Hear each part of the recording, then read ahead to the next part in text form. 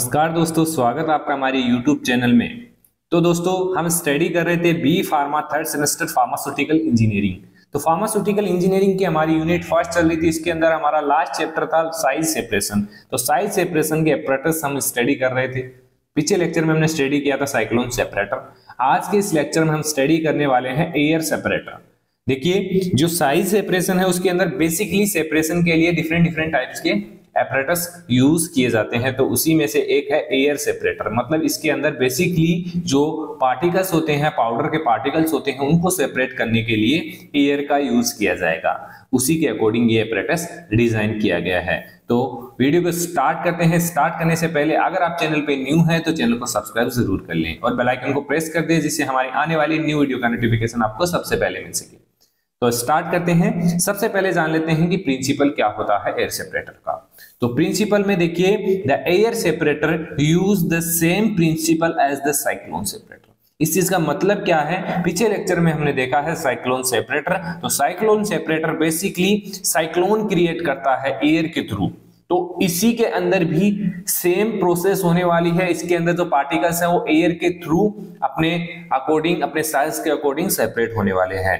तो ये भी सेम प्रिंसिपल पे ही वर्क करेगा। However, for size separation of the fine material, cyclone separator alone is not efficient. मतलब कि जो फाइन मटेरियल होता है उसके लिए अकेला साइक्लोन सेपरेटर यूज में नहीं लिया जाता है, उसके लिए एयर सेपरेटर का भी यूज करना पड़ता है। तो ये हो गया इसका प्रिंसिपल ऑफ एयर सेपरेटर। अब बात करते हैं कंस्ट्रक्शन की। जो इसका apparatus है वो कैसे बना हुआ होता है। कंस्ट्रक्शन में देखिए, air separator consist of A cylindrical vessels having feed inlet and upper part of body. देखिए, कंस्ट्रक्शन देख लो या आप डायग्राम देख लो, एक ही चीज है। इसमें एक सिलेंडर होगा जिसके अपर की साइड इनलेट होगा, जहां से जो भी हमारा मटेरियल है, पाउडर, उसको फिल करना है अपर पार्ट ऑफ वेसल्स में।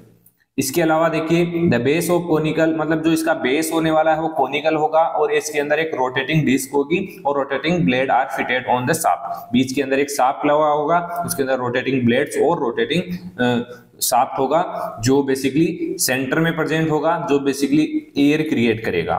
तो देखिए, two outlet are provide at the base of the vessel. इसके बेस में टू आउटलेट्स प्रोवाइड किए गए हैं, इस for the finer particle and other for coarse particle और हैवी पार्टिकल। मतलब जो एक तो जो वेसल से आउटलेट है वो फाइन पार्टिकल के लिए होगा और एक होगा कोर्स और हैवी मटेरियल के लिए। तो ये डायग्राम देखिए, इसमें काफी हेल्प मिलने वाली है आपको समझने के लिए। तो ये एक सिलेंडर है। सिलेंडर देखिए, इसके अंदर ऊपर की साइड में फीड इनलेट है, जहां से हमारा पाउडर है जिसकी साइज में हमें सेपरेट करना है वो यहाँ से इनलेट करेंगे। एक शाफ्ट लगा हुआ है, इससे ये ब्लेड्स लगे हुए हैं जो रोटेट करते हैं और एयर क्रिएट करते हैं। ये सेपरेटिंग जोन है, यहाँ पे जो मटेरियल है वो इसे एयर के अंदर मिक्स होगा और सेपरेट होगा। इसके अलावा देखिए, अब यहाँ से जो भारी पार्टिकल्स होंगे, कोर्स पार्टिकल होंगे, हेवी पार्टिकल होंगे, वो इस साइड से निकल जाएंगे और जो फाइन पार्टिकल होंगे वो एयर के अंदर घुल जाएंगे, एयर में मिक्स हो जाएंगे, तो एयर के साथ साथ वो नीचे की ओर निकल जाएंगे।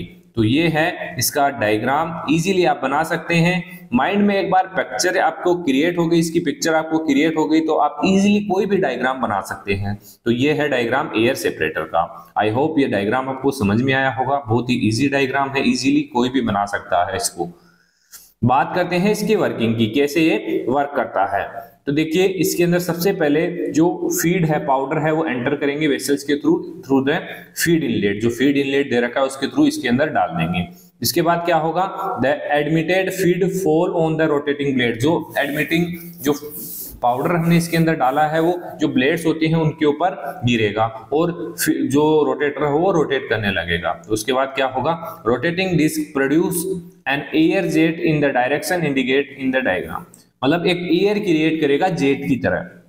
तो क्या होगा, जो पाउडर हमने डाला है वो उसके साथ घूमेगा, रोटेट करेगा।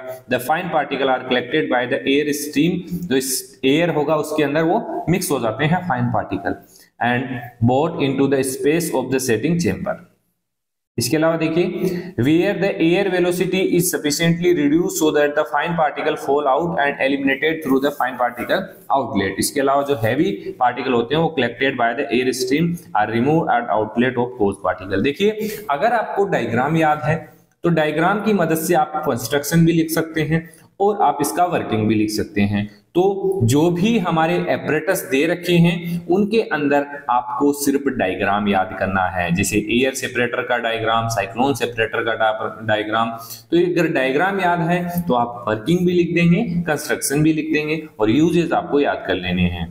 तो बात करते हैं इसके यूजेस की। तो देखिए मेन यूज हो गया कि डिफरेंट जो लार्ज पार्टिकल्स होते हैं, पाउडर्स होते हैं, उनको सेपरेट करने के लिए एयर सेपरेटर का यूज किया जाता है। और जो हैवी ज्यादा ही फाइन पार्टिकल्स होते हैं उनके लिए भी इसका यूज किया जाता है। फार्मास्यूटिकल इंडस्ट्रीज के अंदर यूज किया जाता है, फार्मास्यूटिकल लेबोरेटरीज के अंदर यूज किया जाता है। तो कुछ भी यूजेस आप इसके लिख सकते हैं, इसके अलावा 1-2 यूज आप याद कर लेना। तो ये हो गया हमारा एयर सेपरेशन।